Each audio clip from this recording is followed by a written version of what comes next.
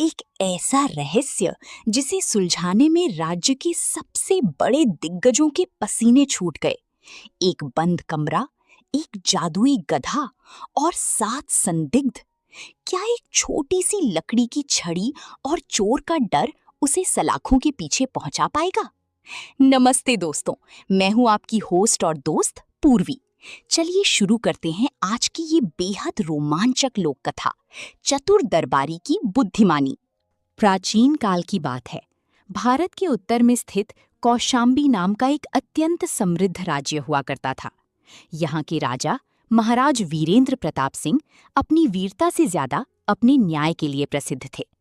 उनके दरबार में 7 ऐसे मंत्री और दरबारी थे जिन्हें सप्त रत्न कहा जाता था। राजा उन पर अपनी जान से ज्यादा भरोसा करते थे। इन्हीं रत्नों में से एक थे पंडित सोमदत्त।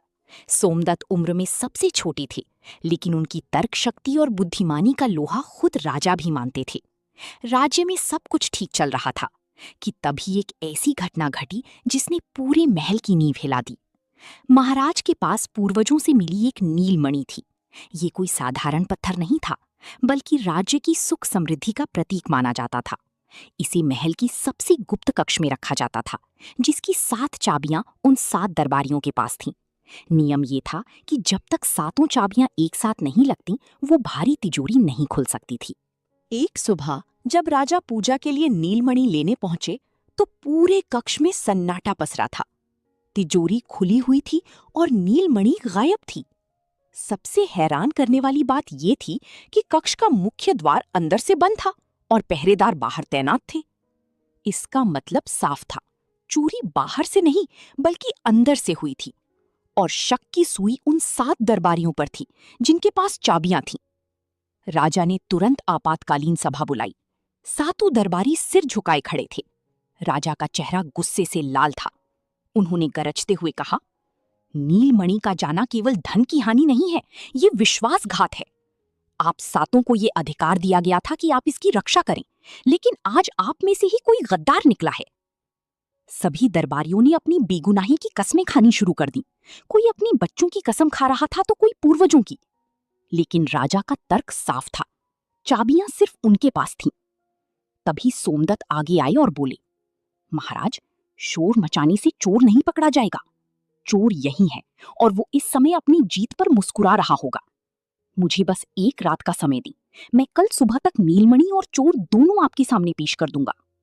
दोस्तों, कहानी अब एक ऐसे मोड़ पर है जहां 7 दरबारी शक के घेरे में हैं। सोमदत्त की चुनौती बड़ी है क्योंकि चोर कोई साधारण व्यक्ति नहीं बल्कि राजा का खास मंत्री है। क्या सोमदत्त उसे पकड़ पाएंगे? आगे बढ़ने से पहले अगर आपको ये सस्पेंस पसंद आ रहा है तो अभी इस वीडियो को लाइक करें। कमेंट में बताएं कि आपके हिसाब से चोर कौन हो सकता है और हमारे चैनल पूर्वी के किस्से को सब्सक्राइब करना ना भूलें ताकि आप ऐसी ही शानदार लोक कथाएं मिस ना करें। चलिए चलते हैं सोमदत्त की उस अनोखी योजना की तरफ। सोमदत्त ने राजा से एक अजीब सी मांग की।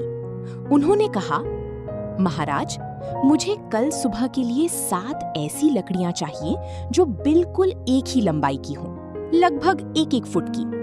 और आज रात इन 7 दरबारियों को महल के अतिथि कक्ष में ही रुकना होगा। कोई भी अपने घर नहीं जाएगा।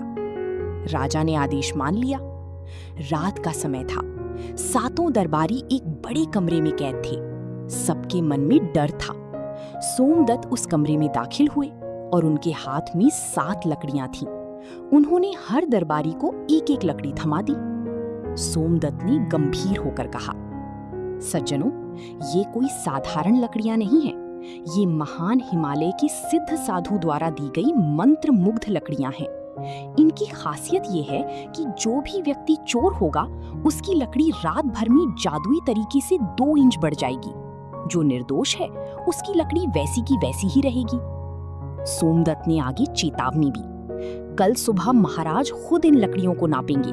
अगर किसी की लकड़ी बढ़ी हुई पाई गई तो उसकी गर्दन उसी क्षण कलम कर दी जाएगी।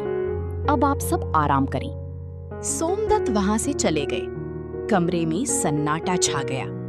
7 दरबारी अपनी अपनी लकड़ी पकड़कर बैठ गए।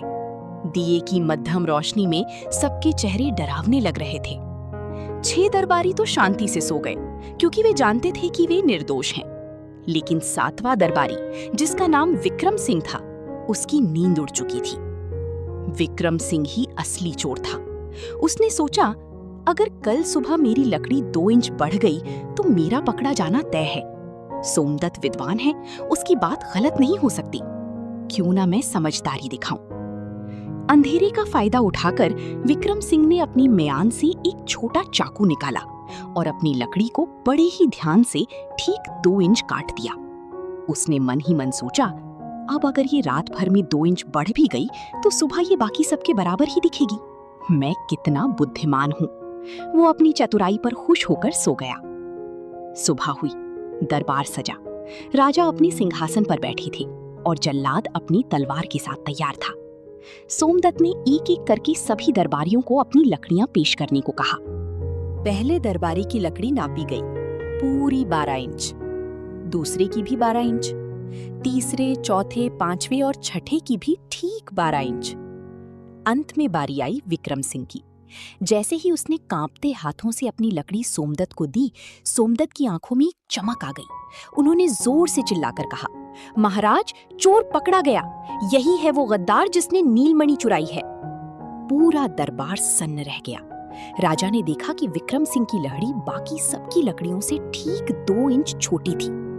विक्रम सिंह हड़बड़ा गया। ये कैसे संभव है? आपने तो कहा था कि चोर की लकड़ी बढ़ जाएगी, लेकिन मेरी तो... वो बोलते बोलते रुक गया। उसने खुद ही अपना राज खोल दिया था। सोमदत्त ने मुस्कुराते हुए कहा, विक्रम सिंह, वो लकड़ियां साधारण नीम की टहनियां थीं। कोई भी लकड़ी जादुई तरीके से नहीं बढ़ सकती। लेकिन मुझे पता था कि जो चोर होगा उसका डर उसे चैन से बैठने नहीं देगा। तुमने अपनी लकड़ी को पहले ही काट दिया ताकि बढ़ने के बाद वो बराबर दिखे, और यही तुम्हारी सबसे बड़ी गलती बन गई। विक्रम सिंह राजा के पैरों में गिर पड़ा। उसने बताया कि उसने नीलमणि को महल के अस्तबल में घोड़ों की चारागाह के नीचे छिपाया है। सैनिकों ने तुरंत जाकर नीलमणि बरामद कर ली। राजा चंद्रभान सोमदत्त की इस मनोवैज्ञानिक चाल को देखकर दंग रह गए।